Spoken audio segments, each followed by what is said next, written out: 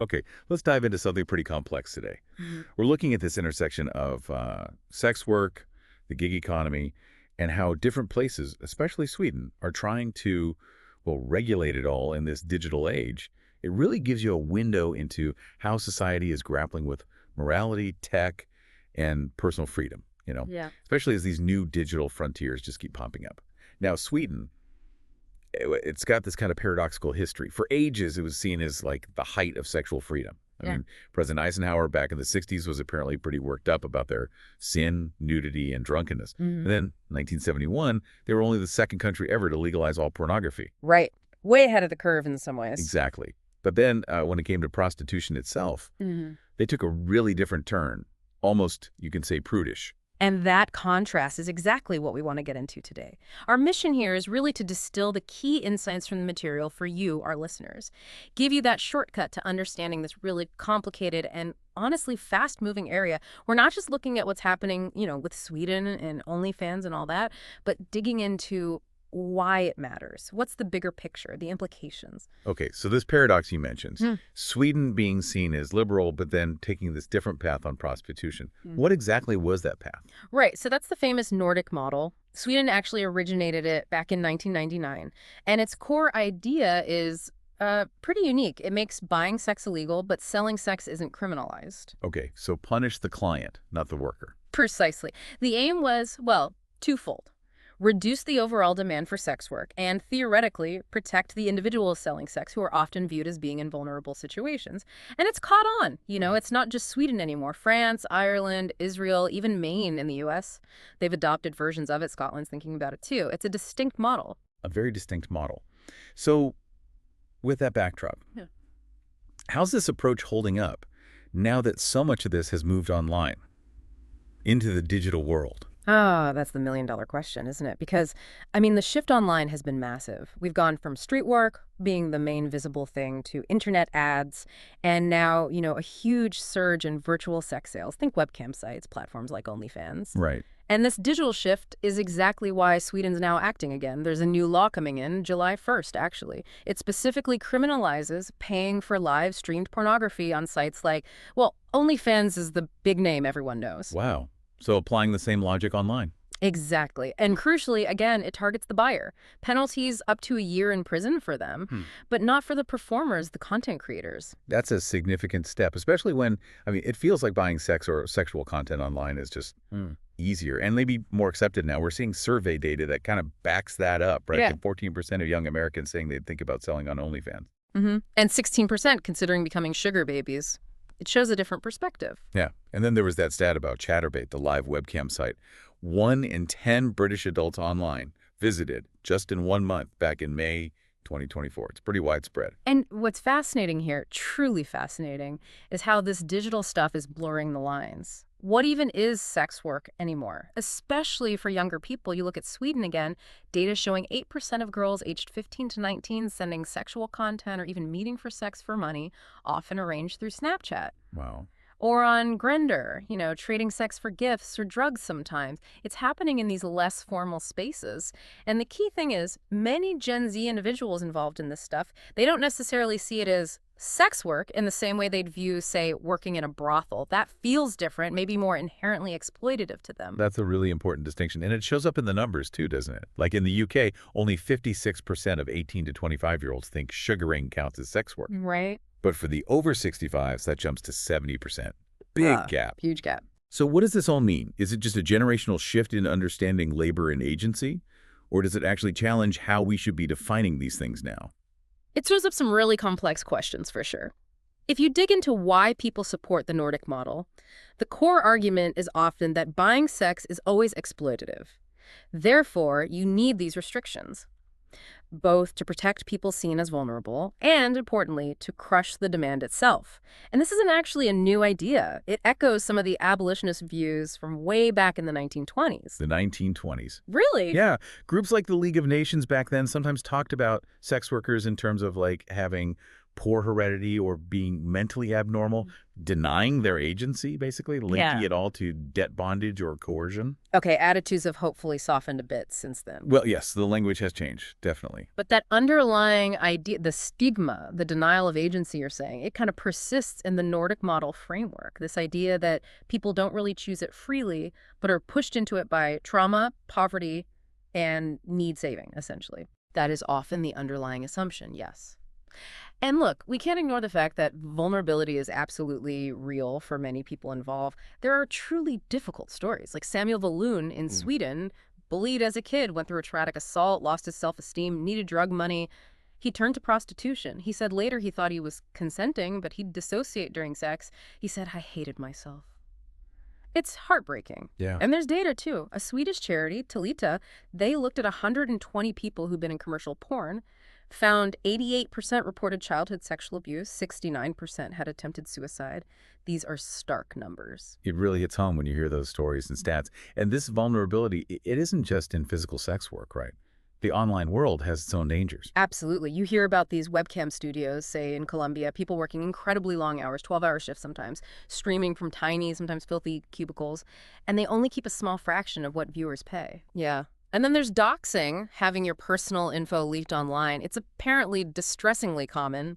We saw a quote from an Italian sex worker saying she knew people who actually preferred old school physical sex work because they felt it was safer than online. Safer offline. Yeah. It really turns the common assumption on its head, doesn't it? It does, and it's against this backdrop of potential harm, both online and off, that the Swedish government, like Nina Larsson, the Minister for Gender Equality, argues their case. Her point is, virtual sex work carries similar risks, so it needs the same legal approach as physical sex work. She even framed digital prostitution as a potential gateway to in-person work. Okay, so that's the rationale. But what about the results? Supporters point to stats saying fewer Swedish men are paying for sex. Street prostitution is down. Is the Nordic model actually working as intended? Well, here's where it gets really interesting. As you said earlier, those success claims, they need a closer look. That reported fall in Swedish men paying for sex 14% down to 9%. Okay, but how much of that is just moving elsewhere? What do you mean? The Swedish government itself estimates that maybe 80% of Swedish men who pay for sex actually do it when they're abroad. So is the demand really falling or just shifting location? Ah, I see. So the problem isn't solved, just exported, maybe? Potentially. And the drop in visible street prostitution, again, could it just mean it's moved underground or online? It's hard to pin down causality. Jana Davidson, who works on trafficking and prostitution monitoring in Sweden, suggests the biggest impact might just be normative. Swedes are now much more likely to say prostitution is never justified. So it changed attitudes. It seems so, but actual hard evidence that it's protecting the vulnerable or seriously denting demand overall, that's much weaker, especially when you see that a growing share of men being suspected of buying sex are actually under 30 now. Demand isn't vanishing. Okay, let's unpack this a bit more then. Could these laws, the ones trying to stop the buying, actually be counterproductive, maybe distracting from other harms? That's a major critique, yes. Some argue it makes it easier for police to just arrest the buyers, the Johns, because that's simpler than tackling complex pimping or trafficking networks. And the stats bear that out. Well, prosecutions for buying sex have risen in Sweden, but in 2024, there were apparently no convictions for human trafficking, even though arrests for buying sex went up. It suggests a possible shift in focus, maybe not for the better. And what about the impact on the sex workers themselves? The ones the law is supposedly trying to protect? That's another critical point. The stigma associated with the Nordic model can actually increase harm. Both workers and clients might be less likely to seek STI testing or treatment because of the criminalization aspect, even if it's just focused on the buyer. Right, the whole activity becomes more hidden, more risky. Exactly. And migrants who make up a huge proportion of sellers, maybe 70, 80%, they're in a really tough spot. Selling sex isn't a crime for them, but it can be used as grounds for deportation. So incredibly precarious. Very. Even Paulina Bolton, who coordinates these investigations in Sweden, admits that the support systems for victims are lacking. And groups like the European Sex Workers' Rights Alliance are worried this new law targeting online platforms will just isolate workers further, especially migrants and trans people. They also point out it'll likely be super hard to enforce effectively online. So the picture is complicated. The intentions might be good, but the outcomes seem mixed at best. potentially even harmful. It Yeah. does make you wonder, should Sweden be looking at other ways? It definitely raises that question. If the current model has these significant challenges, what are the alternatives? Are there other countries taking a completely different approach? There are, yeah. Belgium is a really interesting case. In 2022, they became the first country in Europe, second in the world after New Zealand, to fully decriminalize sex work. Fully decriminalized, so no penalties for buying or selling. Correct. And they didn't start there. Just last December, they granted sex workers actual formal labor rights. That means things like sick leave, maternity pay, pensions. It also means brothels need permits now, need to follow health and safety rules, just like any other business. Wow, that's a fundamental shift. Treating it like, well, like work. Pretty much. And others are moving that way too. Parts of Australia, Victoria, Queensland have decriminalized, South Africa, Thailand, they're drafting similar laws. And a lot of academics argued this approach, full decrim, is better. It reduces stigma, stops police harassment, and makes it easier to separate those working willingly from those being forced or coerced. We heard from Andrea, that sex worker in Brussels. Her perspective was striking. She really pushed back against being seen as a victim. Yeah, her quote was powerful. We're all forced to sell ourselves to live. But she felt sex work actually gave her more agency, more autonomy than waitressing did. It challenges those core assumptions we talked about earlier. It absolutely does. And while things are changing, you have to remember the history. Like during COVID lockdowns, many sex workers had no safety net, relying on food parcels. Right. So things like the Belgian government then mandating masks or CO2 meters in brothels, that was seen as a small but significant step towards recognizing it as a formal workplace requiring standards. Are there other examples of this kind of formal recognition? Costa Rica is another one. In 2023, they recognized sex work as actual labor, gave workers tax codes, made them pay VAT. But, change is slow. Even in Belgium, getting those permits for brothels is apparently still a slow process. Andrea herself wasn't registered yet because of paperwork and tax concerns. It's not a magic wand. And so implementation is key. Definitely. Jose Estrada Castro, a lawyer involved in Costa Rica's changes, made the point that legalization helps reduces violence, improves healthcare access, but you need sensible regulations alongside it. Things like capping how much third parties can take, ensuring workers can always refuse clients or specific acts. It's about finding that balance. And applying all of this to the online world, Yeah. that seems like the next big hurdle, right? Much trickier to regulate. It is trickier, no doubt. Distributed platforms, anonymity. It's complex.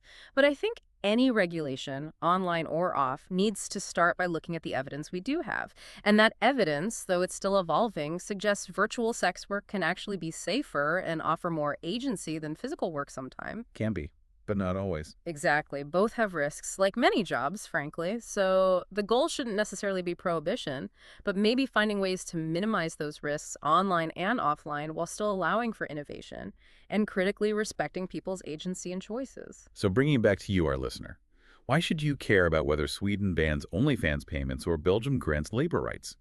Well, because these debates really touch on fundamental questions about work, freedom, safety, and how we as societies decide to manage activities that challenge our norms, especially when technology changes the game so quickly. Yeah, if you connect this to the bigger picture, these specific laws, these debates about sex work and the gig economy, they're really mirrors reflecting these much broader dilemmas. How do we define labor in the 21st century? Where do we draw lines around morality and personal freedom?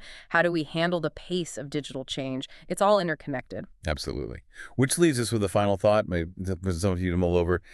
As technology keeps reshaping work, what's our collective responsibility? Is it to find ways to genuinely empower and protect people, even in controversial professions? Or is the focus still mostly on control?